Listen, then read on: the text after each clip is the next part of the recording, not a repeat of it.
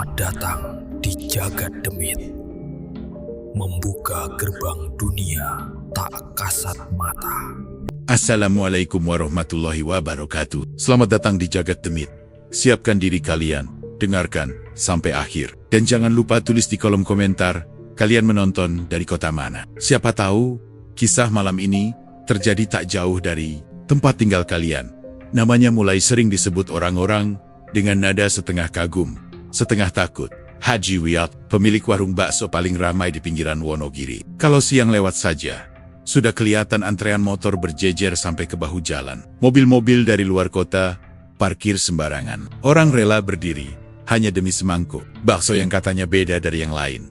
Aku masih ingat betul, dulu warung itu cuma tenda biru sederhana, meja kayu panjang, bangku plastik yang sudah retak di sana-sini. Tidak ada yang istimewa. Kuahnya biasa, pentolnya kadang terlalu lembek. Bahkan pernah hampir tutup karena sepi pembeli. Tapi semua berubah dalam waktu yang rasanya terlalu cepat untuk dibilang wajar.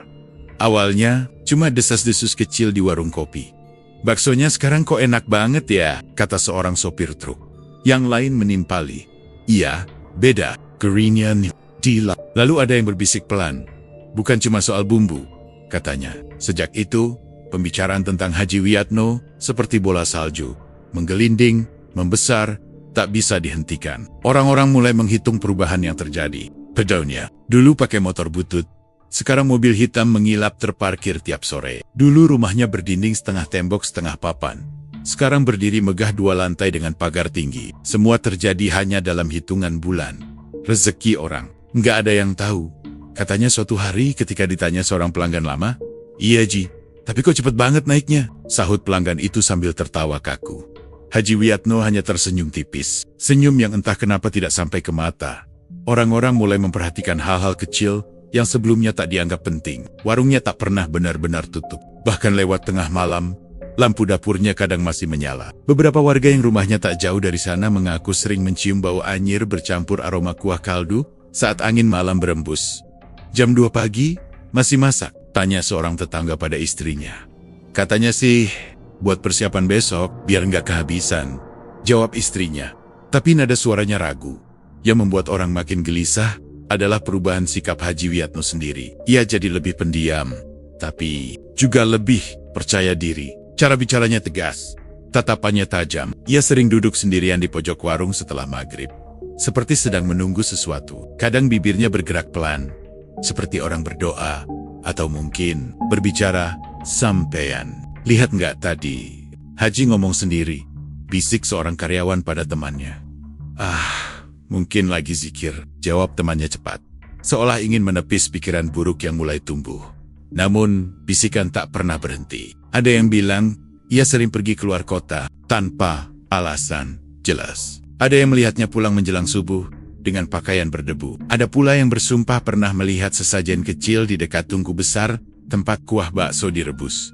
Tentu saja, tak ada yang berani menuduh terang-terangan. Di depan warung, semua tetap tertawa, tetap memuji. "Baksonya mantap Haji, semoga makin sukses." Tapi di belakang, di teras rumah masing-masing, suara mereka berubah jadi pelan dan hati-hati.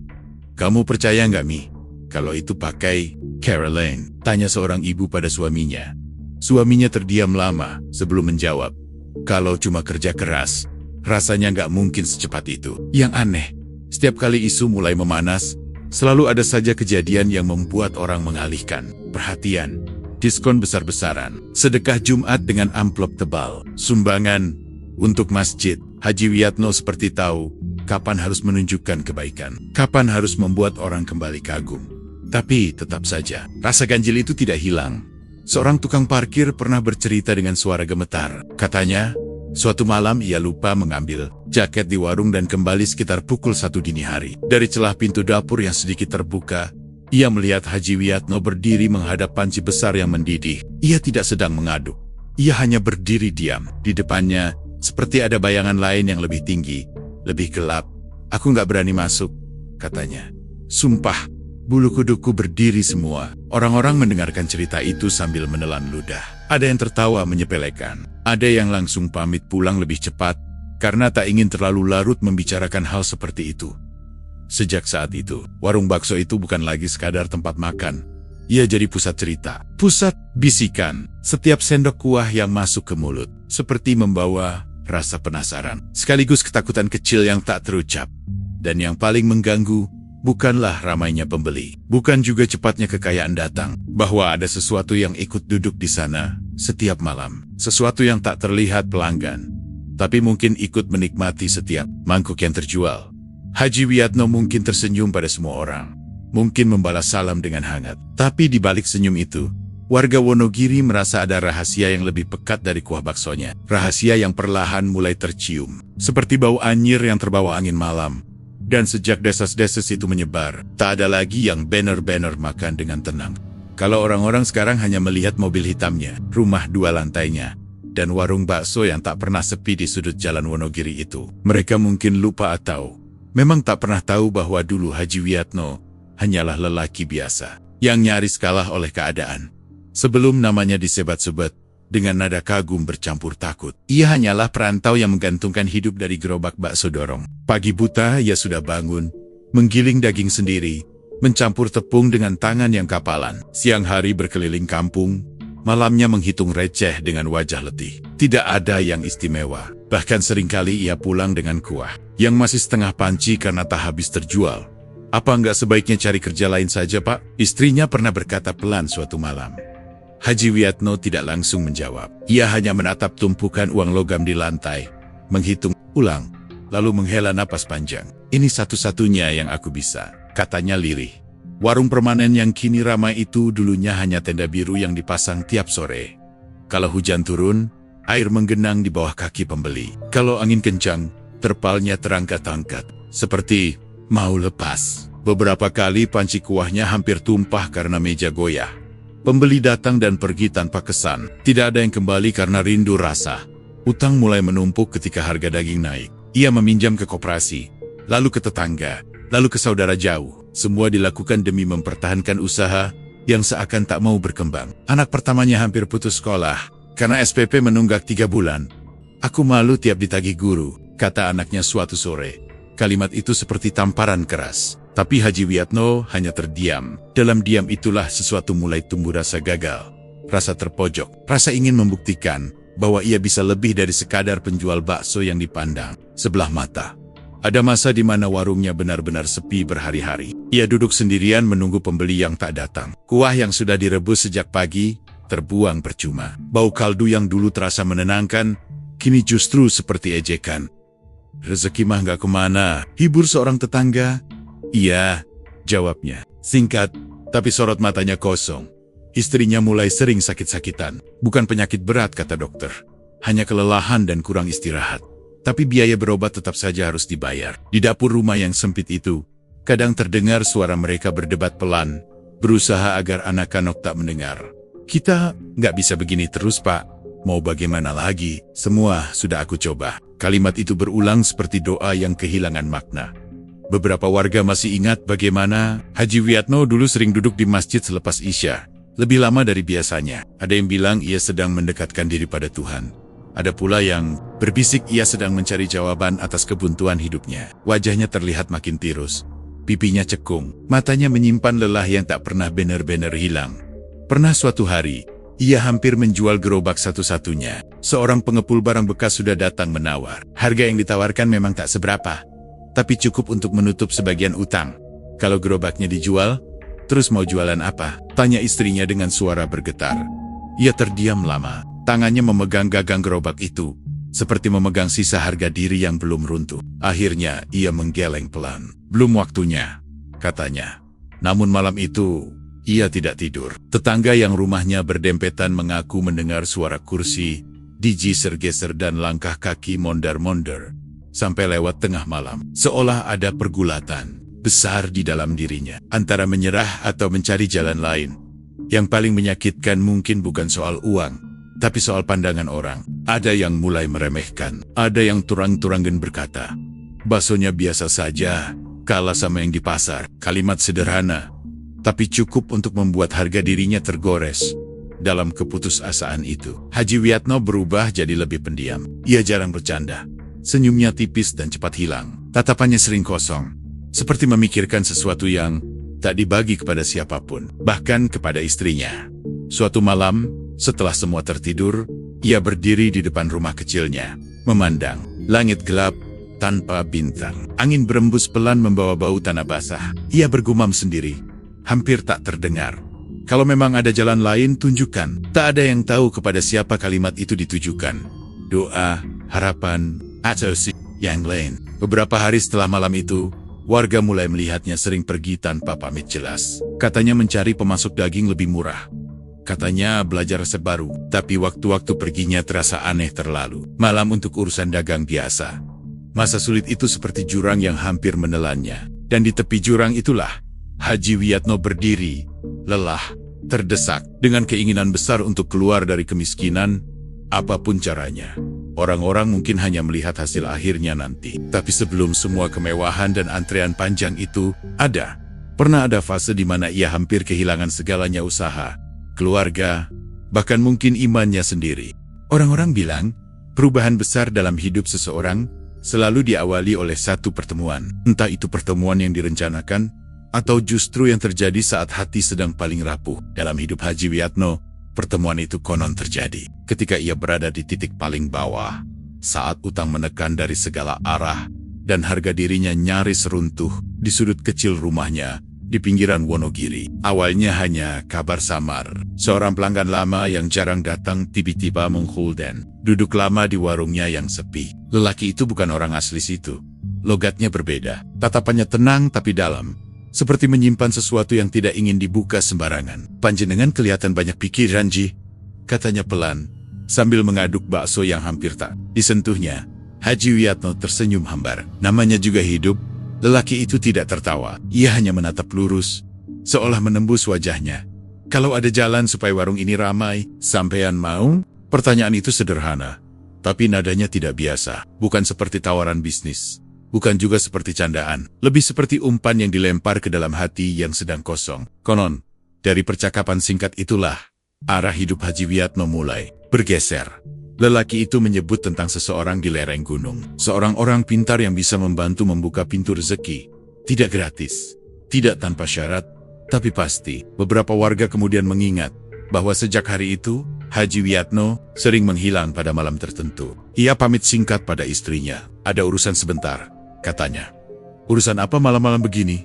tanya istrinya cemas. "Cari jalan biar kita nggak begini terus." Jawaban itu terdengar seperti tekad, tapi juga seperti ancaman yang taktis. Perjalanannya disebut-sebut mengarah ke kawasan perbukitan sunyi. Ada yang mengaitkannya dengan praktik-praktik yang selama ini beredar di masyarakat Jawa. Seperti ritual yang sering dikaitkan dengan Gunung Kawi.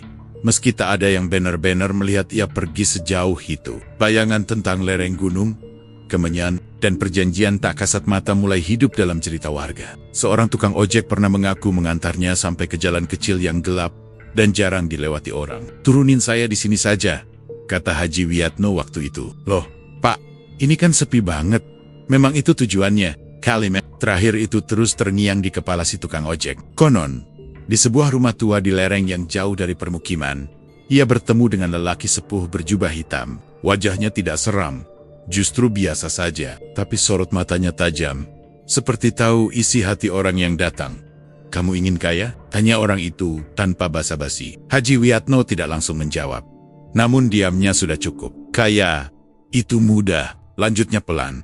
"Yang sulit adalah membayar harganya." Cerita tentang pertemuan itu tentu saja hanya bersumber dari bisik-bisik. Tidak ada saksi, tidak ada bukti. Tapi perubahan yang terjadi setelahnya membuat orang sulit menepis dugaan. Katanya, malam itu Haji Wiyatno diminta menyebutkan keinginannya dengan jelas. Bukan sekadar ingin cukup, tapi ingin berlimpah. Ingin warungnya paling laris. Ingin uang mengalir tanpa henti. Dan setiap keinginan yang diucapkan seperti dicatat oleh sesuatu yang tak terlihat. "Apapun syaratnya?" tanya suara tua itu. Konon, Haji Wiyatno sempat ragu. Wajah anak dan istrinya terlintas. Warung kecilnya, hidup sederhana yang melelahkan. Lalu bayangan rumah besar, mobil, dan rasa dihormati orang-orang. "Apapun," jawabnya akhirnya. Lirih, tapi mantap. Sejak malam itu, ada yang berubah.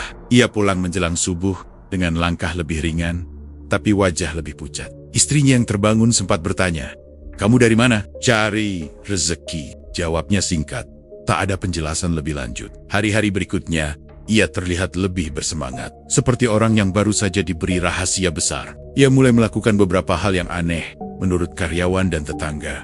Datang lebih pagi, pulang lebih malam. Kadang duduk lama di depan panci kuah yang belum dinyalakan.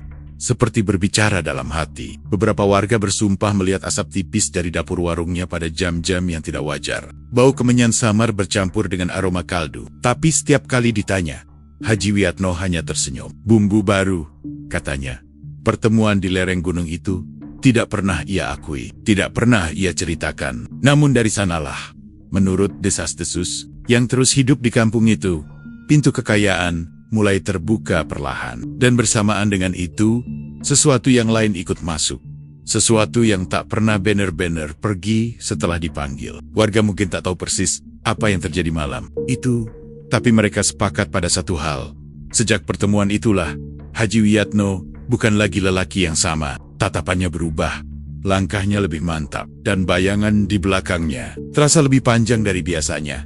Tidak ada yang benar-benar siap melihat perubahan itu datang secepat itu. Bahkan, orang-orang yang setiap hari duduk di bangku plastik. Warung kecil di pinggiran Wonogiri pun seperti tak sempat mencerna apa yang sedang terjadi. Dalam hitungan minggu setelah pertemuan misterius di lereng gunung itu, suasana warung Haji Wiatno berubah total. Awalnya hanya terasa sedikit berbeda. Seorang pelanggan lama datang dan berkata, "Kuahnya sekarang kok lebih nendang ya, Ji?" Lalu yang lain mengangguk. "Iya. Dagingnya empuk banget, bumbunya meresap sampai dalam." Haji Wiatno hanya tersenyum tipis, sambil terus mengaduk panci besar yang mengepul. "Cuma racikan biasa," jawabnya ringan. Tapi racikan biasa itu mendadak jadi pembicaraan di mana-mana. Dari pasar sampai pangkalan ojek. Dari ibu-ibu arisan sampai sopir antar kota. Orang-orang mulai berdatangan, bukan hanya dari kampung sekitar, tapi dari kecamatan lain. Mereka datang karena penasaran, lalu kembali membawa cerita. Kalau belum coba baksonya Haji Wiatno, belum lengkap ke Wonogiri, kata seseorang suatu sore. Kalimat itu menyebar seperti api menyambar jerami. Kering, warung yang dulu sepi kini nyaris tak pernah kosong. Kursi selalu penuh. Orang rela berdiri sambil memegang mangkuk panas. Anak-anak kecil berlarian di antara antrean. Suara sendok beradu dengan mangkuk jadi musik yang tak pernah berhenti dari siang sampai malam. Haji Wiatno menambah meja, lalu menambah lagi. Ia mempekerjakan karyawan baru karena tak sanggup melayani sendirian. Dapur yang dulu sunyi kini riuh oleh suara potongan daging, air mendidih, dan pesanan yang diteriakkan cepat. 1 bakso komplit, 2 mie ayam bakso, tambah kuah mas. Semua bergerak cepat, semua terasa hidup, terlalu hidup. Yang membuat orang heran bukan hanya ramainya pembeli, tapi konsistensinya. Biasanya, warung yang viral hanya ramai di awal, setelah itu turun perlahan. Tapi ini tidak, justru makin hari makin padat. Bahkan hujan deras pun tak menyurutkan antrean. Seorang tetangga pernah berdiri memperhatikan dari kejauhan, lalu bergemum. Ini bukan cuma soal enak, memang ada sesuatu yang sulit dijelaskan. Rasa kuahnya seperti membuat orang ingin kembali lagi dan lagi. Ada pelanggan yang awalnya hanya mampir karena lewat, lalu seminggu kemudian sudah jadi langganan tetap. Bahkan ada yang mengaku bermimpi tentang bakso itu. Aneh nggak sih? Bisik seorang ibu pada temannya. Saya sampai kebayang rasanya waktu tidur. Temannya tertawa gugup. Paling cuma sugesti, tapi di balik semua itu, perubahan paling mencolok terlihat pada Haji Wiatno sendiri. Ia kini berdiri lebih tegak. Suaranya lebih mantap. Ia jarang terlihat panik seperti dulu. Uang yang masuk tiap malam dihitung dengan wajah tenang, bukan lagi dengan napas berat penuh kecemasan. Dalam waktu 3 bulan, tenda biru itu dibongkar, diganti bangunan permanen berdinding tembok. Papan nama besar dipasang di depan, mencolok dan terang. Lampu-lampu tambahan membuat warungnya terlihat seperti pusat perhatian di antara bangunan lain yang lebih sederhana. Cepat banget renovasinya, komentar seorang warga. Uangnya dari mana sebanyak itu? Sahut yang lain pelan. Tak lama kemudian, mobil hitam mengilap terparkir di depan rumahnya. Orang-orang yang dulu pernah memberinya pinjaman, kini melihatnya. Lewat dengan perasaan campur aduk kagum, iri, sekaligus bingung. Rezeki memang gak kemana, katanya suatu hari ketika ditanya tentang kesuksesannya, namun tatapannya, entah kenapa, selalu seperti memastikan sesuatu di belakang orang yang mengajaknya bicara. Rasa karyawan mengaku stok daging seperti tak pernah habis, meski pembeli membludak. Kuah di panci besar selalu cukup, seolah tak pernah benar-benar berkurang. Mas, Tadi rasanya sudah tinggal sedikit, kok sekarang penuh lagi? Tanya seorang pegawai muda. Haji Wiyatno hanya menjawab singkat. Sudah, aku tambah. Padahal tak ada yang melihat ia menambah apapun. Warung itu bukan lagi sekadar tempat makan. Ia berubah jadi simbol kesuksesan mendadak. Orang-orang menyebutnya contoh kerja keras. Tapi di sela pujian itu, selalu ada nada pelan yang tak pernah hilang. Cepat banget naiknya, kayak dibukakan jalan. Kayak ada yang bantu. Bisikan-bisikan itu berputar di udara. Tak pernah benar-benar meng. Dan di tengah keramaian yang tak masuk akal itu, Haji Wiyatno sering terlihat berdiri sendiri di depan panci kuah yang mengepul, menatap permukaan air yang bergetar, seperti sedang memastikan sesuatu tetap berada di tempatnya. Seperti sedang menjaga janji yang sudah terlanjur diucapkan. Warungnya memang meledak ramai. Uang mengalir deras, nama Haji Wiyatno melambung tinggi. Tapi bersamaan dengan itu, ada perasaan tak nyaman yang ikut tumbuh di hati warga Wonogiri. Sebuah keyakinan samar bahwa lonjakan rezeki secepat itu jarang datang tanpa harga. Dan mungkin harga itu belum benar-benar ditagih. Setelah warungnya meledak ramai dan uang mengalir seperti tak pernah putus, hidup Haji Wiyatno berubah sepenuhnya. Bukan lagi sekadar cukup. Bukan lagi sekadar bisa membayar utang. Ia seperti masuk ke fase di mana kekayaan terasa tanpa batas. Seolah pintu rezeki yang terbuka itu tak mengenal kata tutup. Di pinggiran Wonogiri, rumahnya yang dulu sederhana, kini menjulang paling mencolok di antara bangunan lain. Catnya baru, pagarnya tinggi, lampu terasnya terang bahkan sampai lewat tengah malam. Setiap orang yang lewat pasti melirik, entah dengan kagum atau dengan hati yang dipenuhi tanda tanya. Mobil hitam mengilap itu kini bukan satu-satunya. Beberapa bulan kemudian, datang lagi satu kendaraan baru. Anak-anaknya yang dulu hampir putus sekolah, kini diantar jemput dengan rapi. Istrinya yang dulu sering tampak letih, kini memakai perhiasan yang berkilau di setiap acara hajatan. Alhamdulillah, sekarang sudah beda ya Bu, kata seorang tetangga dengan senyum lebar. Istrinya tersenyum bangga. Doa saja Bu, rezeki dari Allah. Kalimat itu terdengar benar, wajar. Tapi entah kenapa, setiap kali diucapkan, ada nada tegang yang sulit dijelaskan. Haji Wiyatno sendiri berubah menjadi sosok yang lebih percaya diri. Pakaiannya tak lagi sederhana. Cincin batu besar melingkar di jarinya. Jam tangan mahal menghiasi pergelangan tangannya. Ia berjalan dengan langkah mantap, seolah dunia sudah berada dalam genggamannya. Ia mulai dikenal sebagai donatur tetap masjid. Setiap Jumat, amplop sumbangan selalu lebih tebal dari yang lain. Ketika ada warga kesulitan, ia datang membawa bantuan. Namanya disebut-sebut dalam doa, dipuji dalam pengajian. Pak Haji memang dermawan, ujar seseorang. Pantas rezekinya lancar, timpal yang lain. Di permukaan, semuanya tampak seperti kisah sukses yang layak diteladani. Dari jatuh, bangkit, lalu melesat tinggi. Namun, di balik semua kemewahan itu, ada hal-hal kecil yang mulai terasa janggal bagi mereka yang cukup peka. Warung baksonya kini jauh lebih besar. Dapur diperluas. Gudang penyimpanan daging dibuat terpisah dan jarang dimasuki orang luar. Kerjanya capek ya?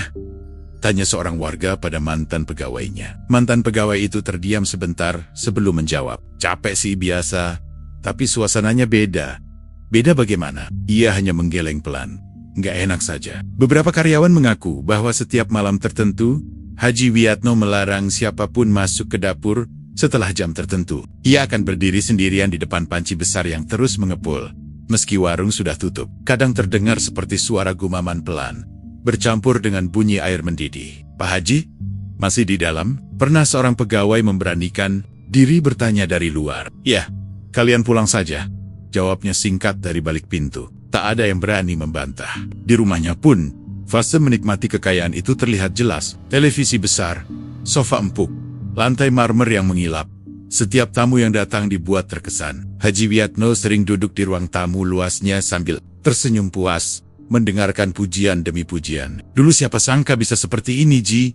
Kata seorang kerabat. Ia tertawa kecil. Kalau sudah waktunya, rezeki datang sendiri. Namun di saat-saat tertentu, ketika tamu sudah pulang dan rumah kembali sepi, ia sering terlihat termenung sendirian. Tatapannya kosong, seperti menghitung sesuatu yang tak terlihat, seperti mengingat sesuatu yang tak bisa diceritakan. Istrinya pernah bertanya, pelan, kok sekarang kamu sering melamun? Capek saja, jawabnya cepat. Padahal wajahnya tidak tampak lelah, justru terlalu tegang untuk ukuran orang yang sedang menikmati puncak kesuksesan. Ada pula kebiasaan baru yang membuat beberapa orang bergidik. Di sudut tertentu rumahnya, kadang tercium bau kemenyan samar. Bukan setiap hari, hanya malam-malam tertentu. Ketika angin berembus pelan dan lampu-lampu rumah tetangga mulai padam. "Cium bau apa enggak?" bisik seorang tetangga pada suaminya. "Jangan ngomong macam-macam," jawab suaminya cepat, seolah takut kalimat itu terdengar oleh sesuatu yang tak kasat mata. Fase ini adalah fase paling manis dalam hidup Haji Wiyatno. Wong melimpah, penghormatan datang dari segala arah. Eye attack lagi dipandang remeh. Bahkan orang-orang yang dulu meragukannya, kini datang meminta nasihat. Namun semakin tinggi ia berdiri, semakin panjang bayangan yang mengikuti di belakangnya. Kekayaan itu seperti ombak besar yang terus mengangkatnya ke atas. Dan setiap ombak, orang-orang tua dulu sering bilang, selalu diikuti arus balik yang tak terlihat. Haji Wiyatno mungkin merasa telah menang atas kemiskinan. Mungkin ia merasa telah membuktikan diri pada dunia. Tapi di tengah semua kemewahan dan pujian itu, ada satu hal yang perlahan tumbuh, sebuah rasa was-was yang tak bisa dibeli atau ditenangkan dengan uang. Karena jika benar kekayaan itu datang bukan semata-mata dari kerja keras, maka fase menikmati tanpa batas itu mungkin hanyalah jeda. Jeda sebelum sesuatu datang untuk menagih apa yang telah dijanjikan. Fase menikmati kekayaan itu tidak langsung runtuh. Tidak ada petir, tidak ada tanda besar di langit. Semua berjalan seperti biasa, sampai satu persatu orang mulai menyadari sesuatu sedang berubah arah. Penagihan itu, kata warga, dimulai bukan dari keluarga, tapi dari orang terdekat yang bekerja di dapur warung bakso paling ramai di pinggiran Wonogiri itu. Namanya Rudy. Rudy termasuk karyawan lama. Ia sudah ikut sejak warung masih berupa tenda biru. Ia yang setia membantu menggiling daging, membersihkan tulang, menyiapkan kuah dari pagi buta. Ia tahu betul bagaimana sulitnya Haji Wiyatno dulu. Bahkan bisa dibilang, Rudy adalah saksi hidup perubahan besar itu. Kalau bukan karena Mas Rudy, dulu warung ini sudah tutup. Pernah Haji Wiyatno berkata di depan karyawan lain. Rudy tersenyum malu. Ia tipe orang yang tidak banyak bicara. Kerjanya cepat, jarang mengeluh. Tapi suatu hari, tubuhnya mulai berubah. Awalnya hanya terlihat pucat.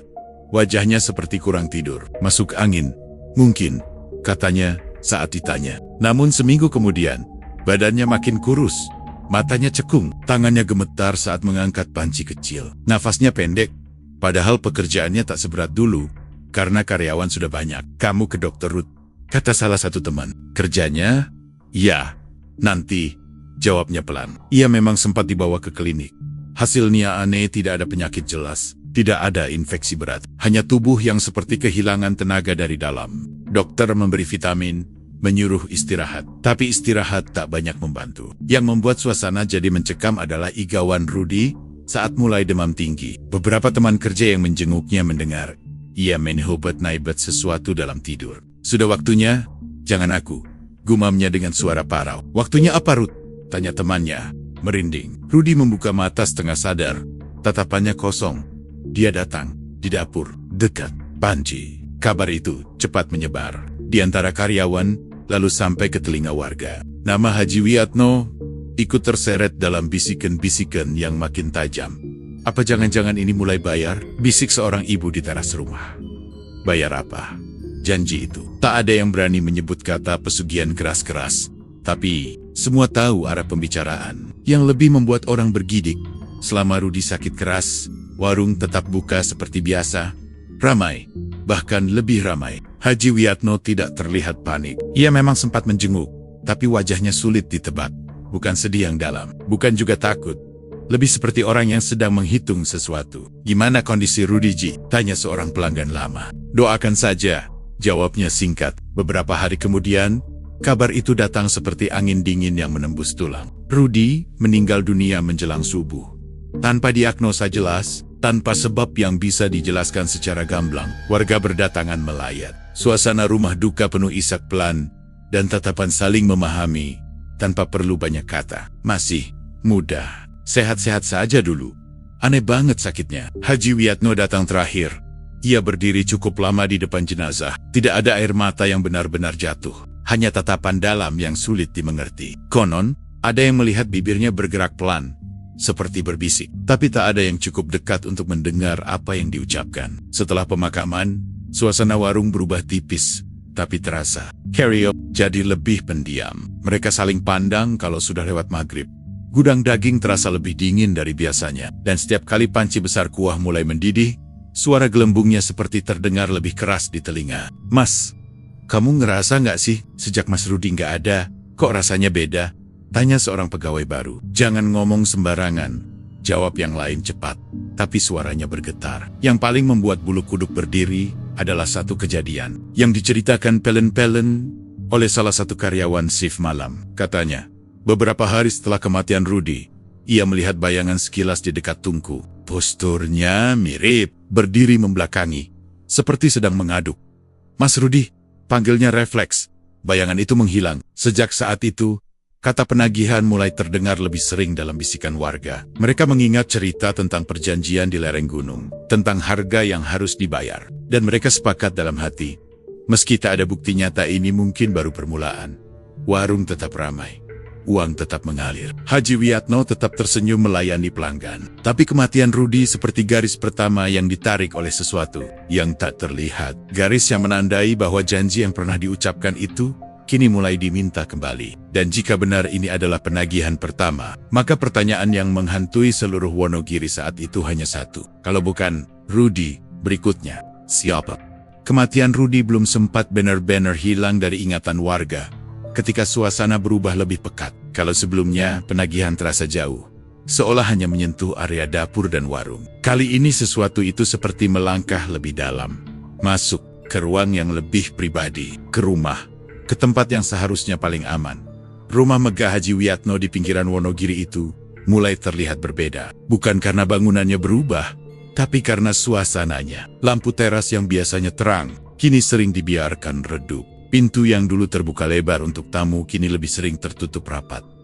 Tetangga pertama kali curiga ketika anak bungsu Haji Wiatno mendadak sering menangis malam-malam. Bu, ada orang di dapur. Suara kecil itu terdengar sampai rumah sebelah. Istrinya mencoba menenangkan. Nggak ada siapa-siapa, nak. Itu cuma bayangan. Tapi dia tinggi, berdiri dekat kompor. Kalimat itu membuat bulu kuduk siapapun yang mendengarnya meremang. Awalnya dianggap hanya ketakutan anak kecil. Tapi kejadian itu berulang. Setiap malam menjelang tengah malam, si anak terbangun sambil menunjuk ke arah dapur rumah yang sepi. Lagi ngomong sama siapa? Tanyanya suatu malam. Haji Wiatno yang sedang duduk sendirian di ruang makan langsung menoleh tajam. Ayah nggak ngomong sama siapa-siapa. Tadi ada suara. Suasana hening, terlalu hening.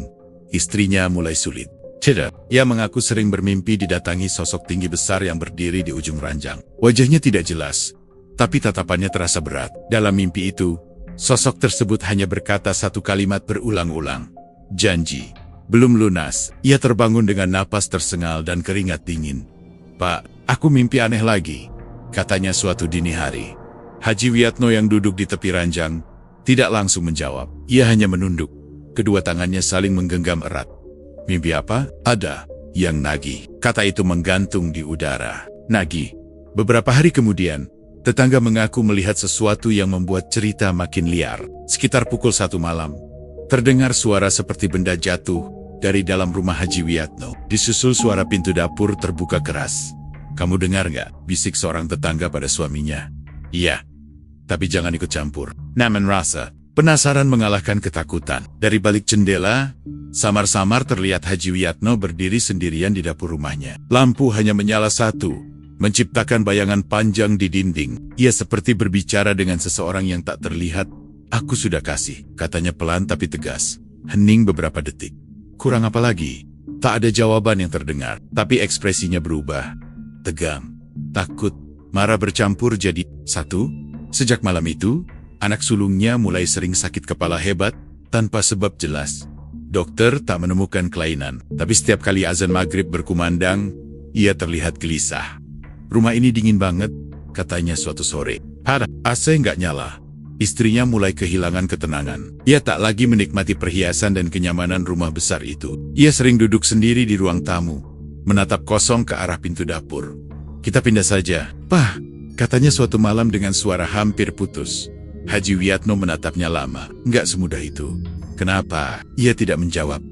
Warung tetap ramai seperti biasa. Di luar, Haji Wiyatno tetap terlihat sukses dan kuat. Tapi di dalam rumahnya sendiri, ketegangan seperti kabut yang tak pernah hilang. Suasana terasa berat bahkan saat siang hari. Ada satu kejadian yang paling membuat warga yakin bahwa ini bukan lagi sekadar sugesti. Seorang kerabat yang menginap semalam mengaku melihat sosok berdiri di ujung tangga lantai 2. Saya kira Pak Haji, katanya setelah turun dengan wajah pucat. Tapi pas saya panggil, dia nggak jawab dan tingginya nggak wajar. Sejak itu, tak ada lagi kerabat yang mau menginap. Teror itu tidak datang dengan teriakan keras atau penampakan jelas setiap saat. Justru ia hadir lewat hal-hal kecil yang berulang. Pintu yang terbuka sendiri, bau anyir samar di dapur rumah. Bukan hanya di warung. Bayangan yang bergerak di sudut mata. Dan setiap gangguan itu muncul, Haji Wiyatno terlihat semakin tertekan. Ia mulai lebih sering menyendiri. Kadang duduk di ruang makan rumahnya, tepat menghadap dapur, sama seperti di warung. Seolah dua dapur itu kini terhubung oleh sesuatu yang sama. Suatu malam, istrinya memberanikan diri bertanya dengan suara gemetar. Sebenarnya, kamu buat perjanjian apa, Pak? Pertanyaan itu menggantung lama. Haji Wiyatno menutup mata sejenak sebelum menjawab pelan. Aku cuma mau kita hidup layak. Tapi sekarang ini, layak atau tidak? Ia tak mampu menjawab. Dan disitulah warga mulai sadar. Kalau penagihan pertama, mungkin hanya pembuka. Karena ketika teror sudah berani masuk ke dalam rumah, ke dalam kamar tidur, ke dalam mimpi, artinya batas sudah dilewati. Sesuatu yang dulu dipanggil untuk membuka pintu rezeki, kini berdiri di dalam rumah itu sendiri. Tidak lagi menunggu di dapur, tidak lagi sekadar mengambil dari luar. Kini ia seperti ingin memilih sendiri apa yang akan diambil berikutnya. Setelah teror mulai merayap masuk ke dalam rumah, warga di pinggiran Wonogiri sepakat dalam diam bahwa semuanya tidak akan berhenti di situ. Kematian Rudi seperti pembuka, gangguan di rumah seperti peringatan, dan benar saja, penagihan berikutnya datang dengan cara yang lebih sunyi, tapi jauh lebih mengerikan. Kali ini bukan sakit, bukan igawan, bukan kematian yang bisa dilayat. Kali ini, seseorang menghilang. Namanya Arif, karyawan baru. Usianya belum genap 20. Ia mulai bekerja. Beberapa minggu setelah Rudi meninggal, wajahnya masih polos. Semangatnya tinggi. Ia tidak tahu banyak tentang desas-desis yang beredar. Baginya, bekerja di warung bakso paling ramai adalah kesempatan emas. Kerja yang rajin. Rif, kata Haji Wiyatno waktu pertama kali menerimanya. Di sini kalau setia, hidupmu aman. Kalimat itu terdengar seperti nasihat biasa. Tapi beberapa karyawan lama saling pandang saat mendengarnya. Arif kebagian tugas di bagian belakang, mengurus stok daging, membersihkan peralatan, sesekali membantu mengaduk kuah kalau pesanan membludak. Awalnya semua berjalan normal. Ia bahkan sempat bercerita pada temannya bahwa ia bangga bisa bekerja di tempat sebesar itu. Mas, ini warung paling ramai yang pernah aku lihat, katanya suatu sore sambil tertawa. Temannya hanya menjawab pendek, iya, rame. Namun beberapa hari sebelum ia menghilang, sikap Arif mulai berubah. Ia terlihat sering melamun di gudang penyimpanan daging. Wajahnya pucat, matanya seperti kurang tidur. Kamu sakit? Tanya salah satu pegawai. Enggak, cuma mimpi. Aneh, jawabnya pelan. Mimpi apa? Arif terdiam sebentar sebelum berbisik. Ada yang berdiri di belakangku waktu aku lagi motong daging. Tinggi, tapi nggak kelihatan jelas mukanya. Pegawai itu langsung menyuruhnya berhenti bicara. Sudah, jangan macam-macam. Malam kejadian itu tak banyak yang sadar. Ada sesuatu yang akan berubah. Warung tetap ramai sampai hampir tengah malam. Setelah tutup, beberapa karyawan pulang lebih dulu. Arif terlihat terakhir kali masuk ke gudang belakang untuk membereskan sisa stok. Cepat ya, Rif. Jangan lama-lama, kata salah satu temannya. Iya, bentar. Itu terakhir kali ia terlihat. Keesokan paginya, Arif tidak masuk kerja. Awalnya, dikira terlambat. Tapi sampai siang tak ada kabar. Teleponnya tak aktif. Rumah kontrakannya kosong. Tetangga kontrakan bilang ia tidak pulang sejak malam sebelumnya. Suasana warung mendadak berbeda. Tidak ada yang berani menyebut kemungkinan terburuk. Tapi semua tahu, ia terakhir berada di gudang belakang. Pak Haji, Mas Arif nggak bisa dihubungi. Lapor salah satu karyawan dengan suara hati-hati. Haji Wiyatno terlihat diam lebih lama dari biasanya. Mungkin pulang kampung. Jawabnya singkat. Tapi nggak pamit. Anak muda sekarang banyak tingkah. Jawaban itu terasa terlalu ringan untuk situasi yang mulai ganjil. Kabar hilangnya Arif cepat menyebar. Warga mulai berani mengaitkan dua kejadian. Rudi yang meninggal misterius dan Arif yang menghilang tanpa jejak. Kalau yang pertama sakit, Yang kedua, hilang. Terus, nanti apa lagi? Bisik seorang ibu di warung sebelah. Ada yang bilang Arif kabur karena takut. Ada yang bilang, ia mungkin punya masalah pribadi. Tapi bisikan paling pelan, justru yang paling membuat bulu kuduk berdiri. Dia bukan kabur, dia diambil. Beberapa hari setelah hilangnya Arif, kejadian aneh makin terasa. Salah satu karyawan bersumpah mendengar suara seperti orang mengetuk dari dalam gudang. Padahal pintu sudah dikunci dan tak ada siapapun di dalam. Tok, tok, tok. Ia membeku di tempat. Siapa? Teriaknya gemetar. Tak ada jawaban. Hanya suara panci besar di dapur depan yang mendidih lebih keras dari biasanya. Yang lebih mengerikan, seorang pegawai lain mengaku melihat bercak gelap di lantai gudang yang tak bisa hilang meski sudah dipel. Berkali-kali, warnanya samar, tapi baunya anyir. Ini darah, bisiknya pada temannya. Jangan ngomong begitu, jawab temannya cepat. Wajahnya pucat. Warung tetap buka seperti biasa, pembeli tetap antre. Kuah tetap terasa lebih kuat. Bahkan beberapa pelanggan berkata rasanya semakin gurih. Entah kenapa, makin nagih, ujar seorang pelanggan tetap. Kalimat itu terdengar seperti pujian, tapi di telinga warga yang tahu kabar Arif, justru terasa seperti ironi yang menyakitkan. Haji Wiatno semakin pendiam. Ia kini lebih sering berada di dapur belakang, terutama menjelang tengah malam. Kadang terdengar suaranya berbicara pelan, seperti sedang bernegosiasi. Aku sudah kasih lagi, katanya suatu malam. Tanpa sadar didengar salah satu karyawan dari luar pintu. Tak ada jawaban yang terdengar, tapi suasana mendadak terasa sangat dingin. Sejak Arif menghilang, tak ada lagi karyawan yang berani bekerja sendirian di gudang. Mereka selalu berdua, selalu saling menunggu. Tapi rasa takut itu tak pernah benar-benar hilang. Warga mulai yakin, ini bukan sekadar kebetulan. Kalau Rudi adalah penagihan pertama, maka Arif adalah penagihan kedua. Dan yang membuat semua orang makin gelisah adalah satu hal yang sama-sama. Mereka pikirkan tapi tak ada yang berani ucapkan keras-keras. Kalau yang diambil sekarang, masih orang luar keluarga. Berarti, permintaan itu belum mencapai puncaknya.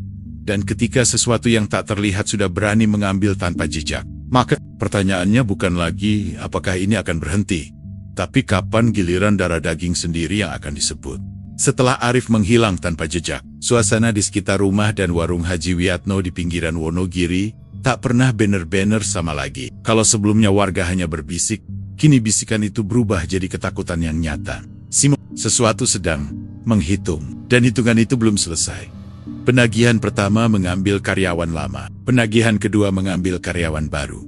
Seolah-olah yang diminta masih lingkar luar. Tapi orang-orang tua di kampung itu selalu bilang, dalam perjanjian gelap semacam itu, tumbal awal hanyalah pengantar. Yang paling mahal selalu datang belakangan. Permintaan paling kejam itu, konon, datang lewat mimpi yang sama berulang-ulang. Istri Haji Wiatno mulai terlihat jauh lebih pucat dari sebelumnya. Ia tak lagi duduk bangga memamerkan perhiasan. Ia lebih sering menyendiri. Di kamar, matanya sembab karena kurang tidur. Aku lihat lagi, katanya suatu malam dengan suara gemetar. Lihat apa? Tanya Haji Wiatno pelan, tapi rahangnya mengeras. Dia berdiri di depan kamar anak-anak, tinggi, hitam, terus satu nama. Nama siapa? Ia menatap suaminya lama sebelum menjawab. Hampir tak terdengar. Nama anak kita. Ruangan itu mendadak terasa sesak. Sejak malam itu, anak sulung mereka mulai sering mengalami kejadian aneh. Motor yang ia kendarai mendadak mogok tanpa sebab jelas. Ia pernah hampir tertabrak truk karena rem mendadak tak berfungsi beberapa detik. Ia juga mengaku merasa seperti ada yang mengikuti setiap pulang sekolah. Ayah, aku nggak nyaman, katanya suatu sore. Haji Wiatno hanya menepuk pundaknya. Kamu cuma capek, tapi tatapannya berbeda. Ada sesuatu yang ia tahu, tapi tak sanggup ia ucapkan. Puncaknya terjadi pada suatu malam yang menurut warga terasa ganjil sejak maghrib. Angin berembus lebih kencang dari biasanya. Lampu rumah Haji Wiatno sempat padam beberapa kali. Tidak apa, suara panci beradu keras seperti dijatuhkan. Padahal tak ada yang menyentuh. Anak bungsunya tiba-tiba pingsan tanpa sebab jelas. Kita ke rumah sakit sekarang, teriak istrinya panik. Di ruang IGD, dokter mengatakan tidak ada kelainan serius. Hanya seperti kehilangan kesadaran mendadak. Tapi sebelum si anak siuman, ia sempat berbisik dalam kondisi setengah sadar. Dia bilang, pilih satu. Kalimat itu membuat tangan Haji Wiatno gemetar untuk pertama kalinya. Malam itu, menurut cerita yang beredar, Haji Wiatno duduk sendirian di dapur rumahnya. Lampu hanya satu. Bayangannya memanjang di dinding. Ia berbicara pelan. seperti sedang berhadapan dengan sesuatu yang tak terlihat. Aku sudah kasih 2, katanya dengan suara tertahan. Hening. Kenapa harus keluarga? Angin mendadak berhenti, suasana membeku. Konon, ia mendengar jawaban bukan lewat suara, tapi lewat rasa yang menekan dadanya. Perjanjian itu bukan soal jumlah, bukan soal siapa dulu, tapi soal yang paling berharga. Keesokan harinya, anak sulungnya mengalami kecelakaan kecil. Tidak fatal, tapi cukup membuatnya dirawat beberapa hari. Warga mulai yakin, ini bukan kebetulan lagi. Istrinya akhirnya tak tahan, berhenti. Pak, lepaskan semuanya. Kita nggak butuh kaya kalau harus begini. Haji Wiatno menatapnya dengan mata merah. Kamu kira semudah itu? Memang perjanjiannya apa? Suaranya pecah. Ia terdiam lama sebelum menjawab lirih. Kalau aku mundur, semua yang kita punya hilang. Bukan cuma uang. Terus sekarang mau hilang anak. Kalimat itu seperti pisau yang menembus dada. Warga tak pernah tahu pasti apa yang terjadi setelah itu. Tidak ada yang melihat langsung. Tidak ada saksi. Tapi beberapa hari kemudian, kabar mengejutkan menyebar cepat. Anak sulung Haji Wiatno meninggal dunia akibat komplikasi mendadak setelah kecelakaan yang sebelumnya dianggap ringan. Dokter tak banyak menjelaskan. Keluarga tertutup. Pemakaman berlangsung cepat dan sunyi. Yang membuat orang merinding adalah satu hal. Sejak kematian itu, gangguan di rumah mendadak berhenti. Anak bungsu tak lagi menangis malam-malam. Bau anyir tak lagi tercium. Suasana rumah kembali tenang. Terlalu tenang. Warung sempat tutup 3 hari, lalu buka kembali. Dan yang paling mengerikan, pembeli justru makin ramai. Turut berduka ya Ji, kata seorang pelanggan. Haji Wiatno hanya mengangguk. Wajahnya kosong, tidak ada lagi kebanggaan. Tidak ada lagi senyum percaya diri. Hanya tatapan seseorang yang tahu bahwa ia telah membayar harga yang tak seharusnya dibayar. Warga Wonogiri tak pernah lagi membicarakan detailnya secara terang-terangan. Tapi satu kesimpulan hidup dalam hati masing-masing. Permintaan paling kejam itu memang selalu keluarga. Dan ketika darah daging sendiri sudah jadi tumbal, kekayaan sebesar apapun tak lagi terasa seperti kemenangan. Ia hanya jadi pengingat bahwa ada janji yang tak pernah seharusnya diucapkan. Setelah kematian anak sulungnya, tidak ada lagi kemeriahan yang benar-benar terasa sama di warung bakso Haji Wiatno di pinggiran Wonogiri itu. Secara kasat mata, warung masih buka, pensi masih mengepul, pelanggan masih antre.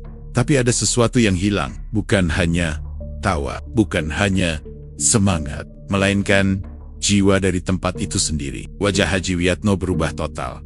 Ia tak lagi berdiri tegap menyambut pembeli. Kini ia lebih sering duduk di sudut dapur, menatap kosong ke arah panci besar yang dulu menjadi simbol keberhasilannya. Cacep, tak lagi penuh ambisi, hanya lelah, dan mungkin penyesalan yang tak bisa diucapkan. Beberapa warga mengaku, sejak pemakaman itu, suasana warung justru terasa lebih dingin. Bukan dingin karena angin, tapi dingin yang merayap dari dalam.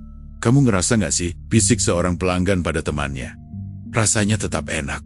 Tapi kok merinding ya? Temannya tak menjawab. Ia hanya mempercepat suapan, seolah ingin segera pergi. Lalu, tanpa pengumuman besar, tanpa penjelasan panjang, suatu pagi papan nama warung itu diturunkan. Pintu digembok. Panci-panci besar diangkut ke dalam mobil pickup. Semua terjadi cepat, hampir seperti orang yang ingin meninggalkan tempat sebelum sesuatu kembali datang. Kenapa tutup Ji? Tanya seorang tetangga ketika melihatnya memindahkan barang. Haji Wiatno tidak menatap langsung. Mau pindah? Jawabnya singkat. Pindah kemana?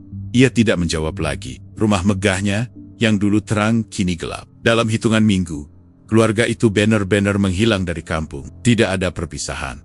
Tidak ada pamitan resmi. Si Oliver ingin menghapus jejak keberadaan. Dan yang paling aneh, sejak warung itu tutup, suasana di sekitar lokasi bekas bangunannya terasa berbeda. Bangunan kosong itu seperti menyimpan gema masa lalu. Catnya mulai kusam. Pintu kayunya terlihat lebih tua dari usianya. Padahal belum lama direnovasi. Beberapa anak muda yang iseng pernah mencoba duduk di depan bangunan itu malam hari. Katanya ingin membuktikan bahwa semua cerita hanya bualan. Tapi mereka tak bertahan lama. Jam 11. Tiba-tiba bau anyir, kata salah satu dari mereka dengan wajah pucat. Terus kayak ada suara air mendidih. Padahal nggak ada apa-apa. Itu tak ada lagi yang berani nongkrong terlalu malam di situ. Nama Haji Wiatno pun perlahan berubah fungsi. Bukan lagi simbol kesuksesan. Bukan lagi contoh kerja keras. Namanya jadi bisikan pelan. Diucapkan hati-hati. terutama kalau sudah lewat maghrib. Jangan ngomong itu malam-malam, tegur seorang ibu ketika anaknya menyebut nama itu keras-keras. Kenapa Bu? Pokoknya, jangan. Tak ada yang menjelaskan secara gamblang. Tapi semua sepakat. Ada hal yang lebih baik tidak dipanggil dengan suara lantang. Warung itu akhirnya dibiarkan kosong bertahun-tahun. Ada yang ingin membeli, tapi selalu batal di tengah jalan. Ada yang sempat membuka usaha kecil di sana, tapi tak bertahan lebih dari sebulan. Tempatnya nggak enak, kata orang yang pernah mencoba menyewa. Kayak ada yang nggak suka. Warga lama Wonogiri memahami satu hal yang tak tertulis. Kekayaan yang datang terlalu cepat dan terlalu besar, jarang berakhir tenang. Dan dalam kasus Haji Wiyatno, akhir itu bukan hanya tentang warung yang tutup atau rumah yang ditinggalkan. Itu tentang harga. Harga yang dibayar dengan 2 karyawan. Harga yang dibayar dengan darah daging sendiri. Harga yang mungkin tak pernah benar-benar lunas. Tak ada yang tahu di mana Haji Wiyatno sekarang. Ada yang bilang ia pindah keluar kota. Ada yang bilang usahanya bangkrut setelah warung itu tutup. Ada pula yang berbisik lebih jauh bahwa hidupnya tak pernah benar-benar tenang sejak saat itu. Tapi satu hal yang pasti, di kampung itu, setiap kali ada orang mendadak kaya dengan cara yang terlalu cepat, akan selalu ada yang mengingatkan pelan. Ingat Haji Wiyatno. Kalimat itu cukup untuk membuat suasana hening. Dan bekas warung bakso di pinggiran Wonogiri itu kini bukan lagi sekadar bangunan kosong. Ia menjadi pengingat bahwa dalam dunia yang tak terlihat, setiap janji selalu punya penagih. Nama itu tak lagi diteriakan, tak lagi dibanggakan. Ia berubah menjadi pantangan. Karena warga percaya, ada beberapa kisah yang tidak selesai hanya karena pelakunya sudah pergi. Ada yang tetap tinggal, minum